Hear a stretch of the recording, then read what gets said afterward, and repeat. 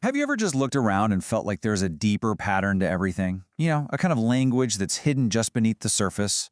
Well, according to some of the oldest wisdom traditions, there absolutely is. It's a symbolic code, one that connects our very own bodies to the grand design of the universe itself. And today, we're going to start decoding it together. So, what if the world's greatest masterpieces aren't just, well, art? Just look at this. On the left, you've got Michelangelo's incredible creation of Adam. We've all seen it. But now, look at the right. That's the same image but with an anatomical drawing of the human brain laid over it. I mean, the fit is just uncanny, right? It really makes you wonder, did these master artists intentionally hide a biological code in their work? A code that suggests our own anatomy holds the key to understanding the divine?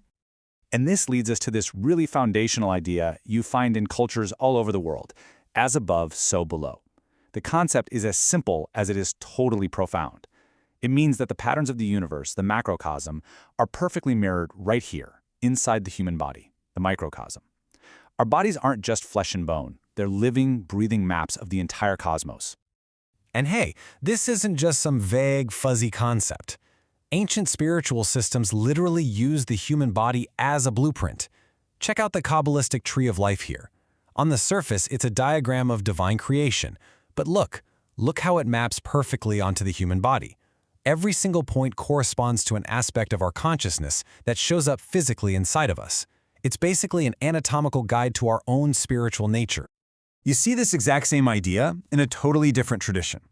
Here we've got the story of Jacob's ladder, that staircase reaching from earth all the way up to heaven, and right next to it, the human spinal column. The parallel is just, wow, it's so striking. The spine is our own biological ladder.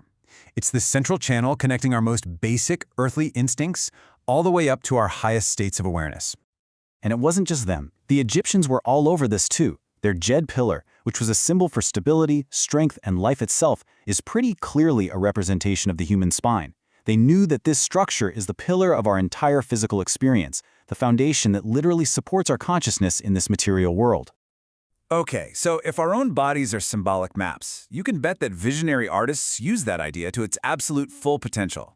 They weren't just making pretty pictures. They were encoding these huge cosmic truths right into their art, using the human form to explain the very nature of reality. I mean, come on, you've seen this a million times, right? Leonardo da Vinci's Vitruvian Man. But it is so much more than a cool drawing about anatomical proportions. It's actually a super profound philosophical statement about our place in the universe. And the secret, it's hidden in plain sight, right there in its geometry. The whole key is in the shapes.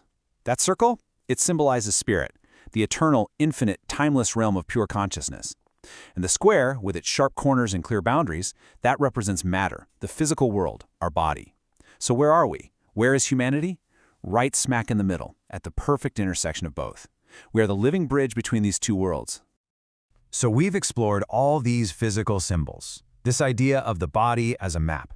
But what about the one thing that's perceiving all of this? I mean, a map is useless without someone to read it, right? And that brings us to the ultimate source of it all: consciousness. So what is consciousness really in this context? Well, it's not just brain activity. It's defined as the invisible, true self. Think of it as that inner voice, that core you that's observing all your thoughts and feelings. It's the silent witness. It's the force that's animating your body, but it's not limited by it at all. And right here, this is the most crucial, mind-bending point. This consciousness isn't something your brain makes. It's something the universe is, and you are a part of it. This quote says it perfectly. Your mind is a piece of the invisible intelligence that animates everything. You aren't just a drop in the ocean, you are the entire ocean in a single drop. This diagram here shows our unique position perfectly. Just think of it like an hourglass. At the top, you've got the spiritual source, pure consciousness, the divine mind. Down at the bottom, you have the material world, plants, animals, matter. And right there in the middle, at that tiny little point where they meet, that's us. That's the human. We are the conduit where infinite spirit pours into the finite world. And because you are that conduit, your perception is unbelievably powerful. This ancient wisdom, which actually echoes some really modern ideas in quantum physics, says that your consciousness isn't just a passive observer. The very act of you observing, of placing your attention on something, actually helps to shape the reality you experience. You're not just watching the show, you're a co-creator of it. So what on earth do we do with this incredible, massive knowledge? If the universe is encoded in our bodies and animated by a consciousness we share with everything, well then the path to understanding isn't out there somewhere, it's inward.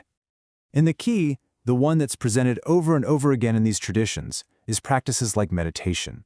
The whole goal is to quiet the constant noise of the external world, all the worries, the to-do lists, the distractions, so that you can finally start to hear that vast, quiet, powerful inner world. That's where you connect to the source. And the process is really just about peeling back the layers, kind of like what we see here. You start by just stilling the body's activity. Then, you learn to just watch your thoughts come and go without getting swept away by them. Beneath that, you observe your emotions. And when you can simply witness all of this, you finally arrive at the center, the core of your being, which is pure, silent awareness. So, the ultimate takeaway from every single symbol, from all the art to the anatomy, is this. The journey inward is not about running away from the world. It's about turning to face the very source from which all of life, including your own, springs forth. The divine isn't out there. It's always been in here. We're going to leave you with this one thought to chew on. Every ancient map, every sacred text, every single masterpiece we've looked at today is pointing to the exact same truth. The entire cosmos is reflected within you. So the only real question left is, if the universe is within you, what will you discover?